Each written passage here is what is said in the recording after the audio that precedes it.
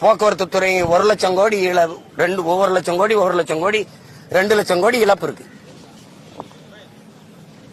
இலவச பஸ் கேட்டோமா? நாங்க கேட்டோமா? அந்த கடனை காரணம் காட்டி முதலாளிகிட்ட கொடுத்துருது, தனியா முதலாளிக்கு.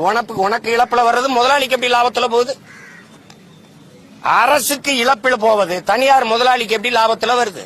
இப்ப கொஞ்சம் கொஞ்சமா அதானி மீட்டர் ரீடிங், அதானி மின் கட்டணத்தை பதிவு எடுக்கிறது அதானிட்ட கொடுக்குது. அதானிட்ட கொடுத்தாச்சு.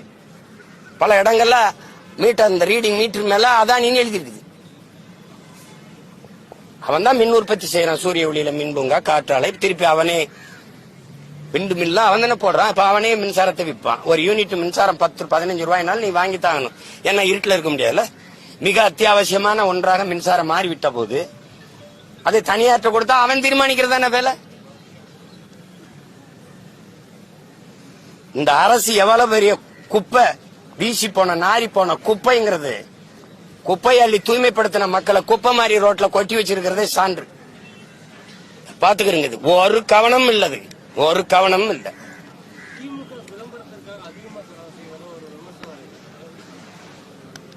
விமர்சனமா உண்மையா?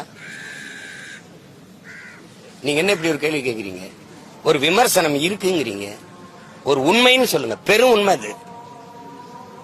குடும்ப தலைவிகளுக்கு நான் உரிமை தொகை 1000 ரூபாய் கொடுப்போம்ங்கிறத செப்டம்பர்ல கொடுப்போம்ன்றத ஜனவரியில இருந்து விளம்பரம் செஞ்சாங்க. இப்ப உங்களுடன் ஸ்டாலின், வீடு தேடி அரசு, இதெல்லாம் இந்த நடந்து போகும்போது அந்த பெரிய பெரிய மெட்ரோ தூண்கள்ல நீங்க விளம்பரம் பாக்குறீங்களா இல்லையா? அதுக்கு எவ்வளவு கோடி செலவு பண்ணிருப்பீங்க?